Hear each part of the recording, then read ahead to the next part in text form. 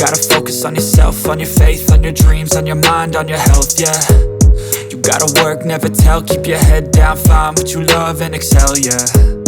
Push and pull. This is DJI's newest action camera, the Action 6. It comes with a variable aperture ranging from f2.0 to f4.0, a 1.1-inch sensor, and the ability to shoot 4K at 120 fpa. On paper, these specs might not look as flashy as some top-tier imaging cameras, but for an action cam, this is easily one of the strongest performers you can get right now. A few years back, action cameras were more of a niche tool. Only a small group of people used them to record their adventures because they were tough, compact, and relatively affordable. But as social media took off, action cameras slowly stepped out of that niche. Now you see creators everywhere using them for vlogs, lifestyle clips, and even as body-mounted cameras to record daily life. I've been using them myself, from the second generation all the way to this one. A quick shout out to my tech partner from China for sharing this video. A big thank you for making this possible. Hey everyone, it's Maiky from techmaiky. If you love staying updated with the latest gadgets, make sure to subscribe and hit the notification bell so you never miss out on our exciting tech content. Now let's talk about the Action 6. At first glance, it doesn't look drastically different from previous models. The design language is still familiar. The body is just a bit longer, the weight is up by roughly 3 grams, and the red ring around the lens is gone. The branding is now fully black, which gives it a cleaner, more subtle look. The Action 6 logo has moved to the lower left of the screen. The sensor now sits in a separate square module, and the microphone has gone back to an exposed opening instead of the old horizontal slot. It may not look radically new, but with action cameras, usability matters far more than big design changes. Keeping a consistent look ensures compatibility with existing accessories, and the magnetic attachment system still works both ways. This is great news for anyone upgrading. They won't have to rebuy their entire accessory kit. There's also a small but very welcome update. The USB port and battery cover now use a snap-on design. Anyone who's struggled with protective frames in the past knows how annoying it was to remove them just to transfer files or fast charge. This fixes that problem nicely. But the biggest upgrade in the Action 6 is definitely the variable aperture from f2 to f4. We all know action cameras aren't used only outdoors in daylight. They get used indoors, at night, and in all kinds of tough lighting. Although low light performance has improved over the years, action cameras still struggle in dark environments. The obvious solution is a wider aperture. A larger aperture lets in more light, giving you clearer, more detailed images in dim scenes. And the difference is actually noticeable. Here's f4, then f2.8, and here's f2. The improvement at f2 is very obvious. You might be thinking, why not just stick to a fixed f2.0? Why have a variable aperture at all? The answer comes down to focusing. The previous Action 5 Pro had an f2.8 aperture and a minimum focusing distance of 35 centimeters. Older action cams used wide focus lenses to keep everything sharp in normal shooting, so the focus range was pushed far out. That meant close-up shots were basically impossible. If you make the aperture wider, the depth of field gets even shallower, and the minimum focusing distance gets worse. But when you stop down the aperture, depth of field increases and close-range focusing improves dramatically.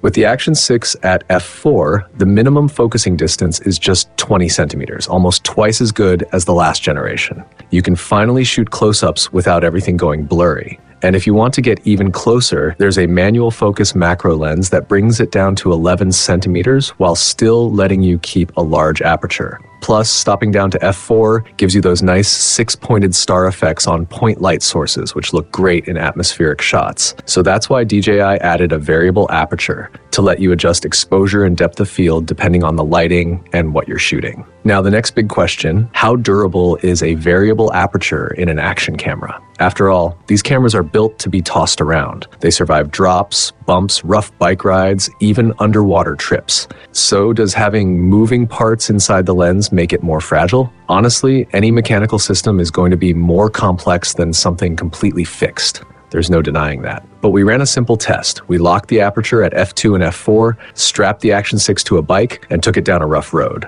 So far, it held up perfectly, and the aperture still moved smoothly afterward. We'll keep testing it long-term in different environments and update once we see how it ages.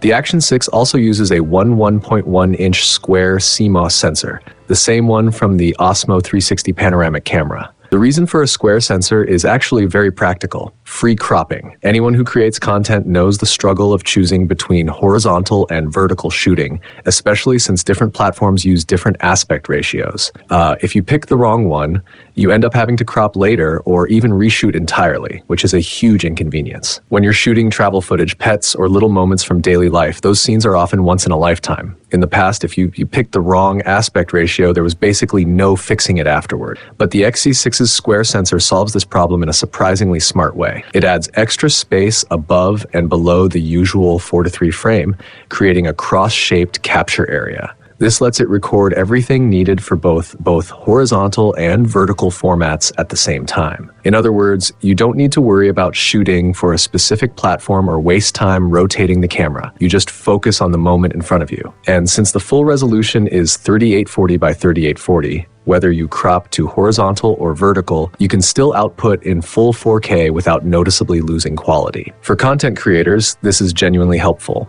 Why use a cross shape instead of a full square?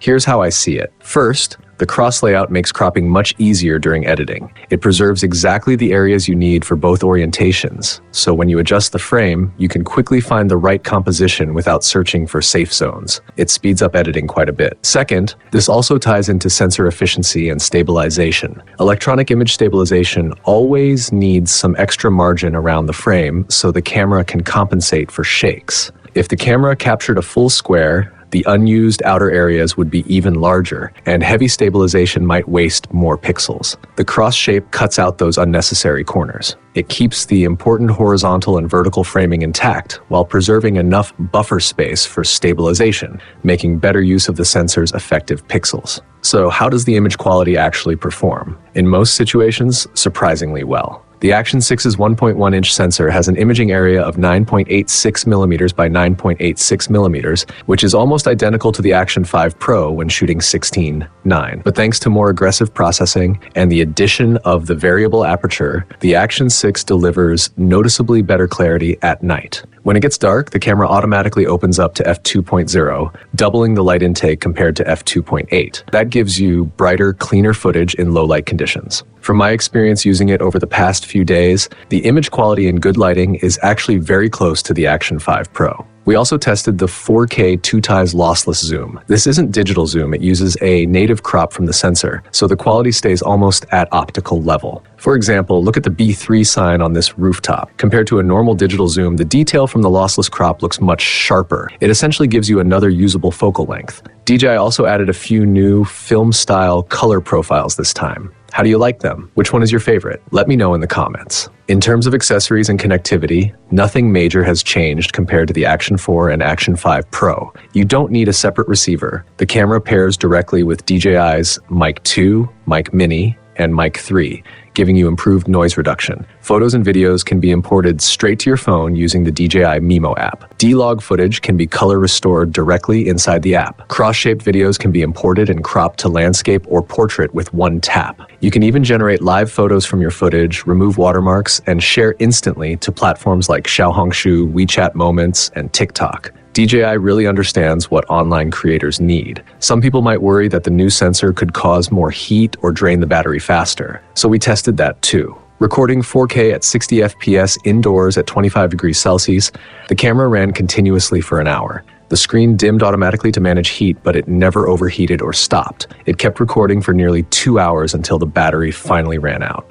The Action 6 has a 1950 mAh battery, and DJI's power optimization this time is genuinely impressive. And if that's not enough, you can always buy extra batteries and swap them out. In short, the Action 6's biggest upgrades push it beyond just being a simple recording tool. It's becoming a full creative companion. The variable aperture improves close-up focus and low-light shooting, and the square sensor makes multi-platform content creation far more efficient. As for pure image quality, in normal lighting, the improvement over the previous generation isn't huge. So here's my buying advice. If you're already a DJI user who often shoots vlogs or short-form content and you need footage that works for both landscape and vertical platforms, this upgrade is absolutely worth it. You'll instantly feel how much easier it is to shoot and how much more flexible the footage becomes. That efficiency boost is something you'll benefit from long-term. But if you're someone who doesn't usually record videos and you're just tempted after watching reviews, don't rush.